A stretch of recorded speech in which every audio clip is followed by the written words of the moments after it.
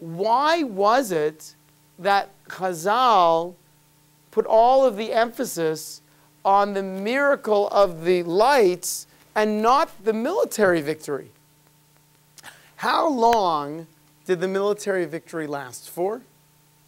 What was the result of the military victory? Basic Jewish autonomy. Basic Jewish autonomy. How long did that last for? Well, no. Once after we clicked in there, you have the invasions of the Romans 1 generation later. right? And then you have eventually the destruction of the Beis Hamikdash in the year 70. So it's lasting, almost 200 years. Not exactly, but it's, in other words, we're oppressed. We're not completely autonomous. But we have a Beis Hamikdash. It lasts from 165 BCE until year 70. So, it's a chunk of time because of that military victory. How long does the miracle of the lights last? 8 days. How long does the message of the miracle of the lights last? 2,000 years. Yeah, right? It's much further. Because the message of the lights is that if you're doing the right thing, the Almighty sends you a kiss. God speaks in very subtle tones. You want to find Him, you want to listen, you'll get the message, you'll listen. You want to skip over it, you'll skip over it. Again, the Jews could have said, maybe we put in more oil. Could have said, wow, it's amazing. How many times in your life has something happened and you said, wow, isn't that amazing? And then the next day, you totally forgot about it. It's like, oh, la, la, la, la, la, la. Right? Oh, it's so amazing. What an incredible coincidence. And then we just kind of forget about it.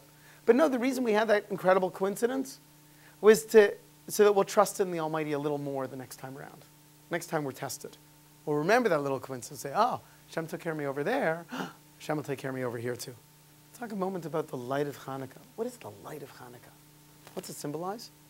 So the Medrash explains that what God did when He created the first lights, when God said, let there be light, that was not a physical light. That was a spiritual light. And that was a light that He took away from the universe and put aside for the righteous people. And the rabbis say that light was contained within the light of the Chanukah candles. And that's why, for that reason, there's a Jewish law that we don't benefit from the lights of the Chanukah candles. Those lights are considered to be reflections of the original light that God created when He created the world and said, let there be light. And for that reason, we light a shamash. Shamash is the extra candle. So in every night, on the first night of Chanukah, you light one light, and you light a shamas. The shamas is there so that if it's a dark room and you need light, we will say that you're benefiting from the shamas. You won't be benefiting from the light. Okay? So the idea here is that when we connect with light, light is a spiritual quality. It brings wisdom and it brings clarity. So this is another message of the lights of Chanukah. When we look at the lights of Chanukah, the primary reason we're going to look is to publicize the miracle. Something subtle, and if you want to understand the miracle, you understand it. If you don't want to get it, you don't get it. But it is a light of wisdom. It's a light of understanding. And we should stop and look at those lights and not benefit from them, but sit to ourselves and say, wow, what are the things in life that I need clarity on? Because now is the time to get clarity. It's time it's a special light. It's a spiritual light. What do I need to be clear on? What kind of things and what publicize the miracle? Where do I need God's miracles right now? And to reflect and say, wow, just as God gave us miracles then, God will give us miracles in the future.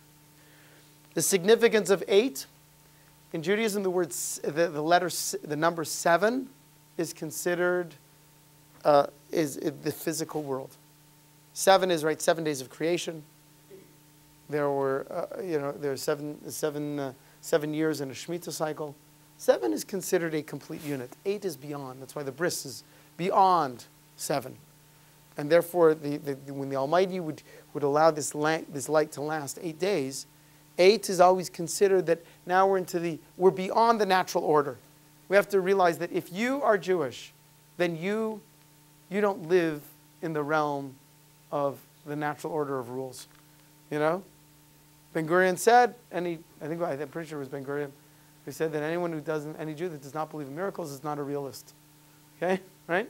We have to realize that we believe in miracles. We live our lives based on the fact that we put forth our effort and then the Almighty sends blessings. And we don't contain ourselves completely within the natural order of life. And one of the most difficult things is, how much miracle do I expect? Do I expect a little miracle? Do I expect a big miracle? We don't rely on miracles, but we got to know they're happening. We have to trust in them. We have to have faith in them. Okay? But these are the messages of Hanukkah. The significance of the oil is also remarkable. Oil is the one substance that does not assimilate with other substances. We have to make sure that we are living with our Jewish values and not Western society's values, not Greek society values, and not Western society values. We have to make sure and ask ourselves, how much am I really assimilating? Am I really melding all the values together? So I'm just this conglomeration of this, do I become this cholent of different values and different customs, and I don't even know if I'm to the right or to the left? No, a person has to know, this is Jewish, and this is not. And this is how I have to live my life, and this is not. And that's what oil does. Oil is that message of not assimilating. The best way to light your Hanukkah is to light it outside so that more people see it, and we actually place it on the left-hand side of our door. The mezuzah goes on the right-hand side of the door, the Hanukkah goes on the left-hand side of the door, so that we say that our door is surrounded by mitzvahs. As we go in, that we should be completely surrounded by mitzvahs.